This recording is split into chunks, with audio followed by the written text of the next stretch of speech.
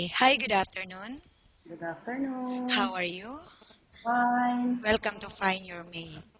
Mm, Please tell us something about your previous work experience. Uh, I'm in teaching for almost 2 years. After that, I'm working at Court of Appeals, Ermita, Manila, as librarian clerk. And I have a 10 years experience there. After I am working at Court of Appeals, I am an agent for 10 years also. Okay, so do you have any experience working in school as a teacher? Yes. Can you tell me what were your duties and responsibilities being a teacher? I'll teach us all areas of the primary curriculum and takes responsibility for the progress of class of primary age and organizes the classroom also and learning and creating displays to encourage a positive learning environment. And may I know what is the subject? All subjects in primary Okay, and mostly how old are the children? 10 to 12. Okay, and why you only work 2 years as a teacher? Super kulit student.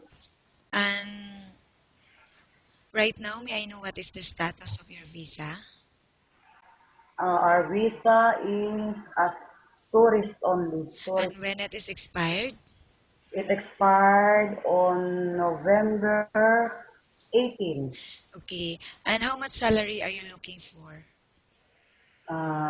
From 1,800 to 2,000 And why you're asking this amount? Why do you think you deserve 1,800 and up? to survive us. Okay. Are you married or single? Married, Do you have any kids? no, only one. Okay. I will now ask you questions about different situations you may encounter while on the job, okay? If the baby is non-stop crying, what will you do?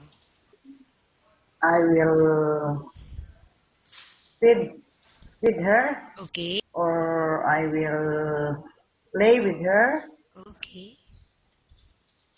And how do you know if the baby got sick? I will look for the temperature first. And then? And then if she is not in good mood, it is also one uh, symptom of Okay. he And or as a she. nanny, what are the main factors you need to consider in babysitting a child? I will secure the safety first of the baby. Okay. And how about cooking? Do you have any specialty in cooking? Filipino food only. But are you willing to learn? Okay, I will need to learn. How about cleaning the house? Which area do you usually start working in? Clean the house, the comfort room, And then? and then also the kitchen. It's important to clean those. Okay. And why do you think you should be hired? I will do my best. Okay. Thank you. Nice talking with you and have a good day.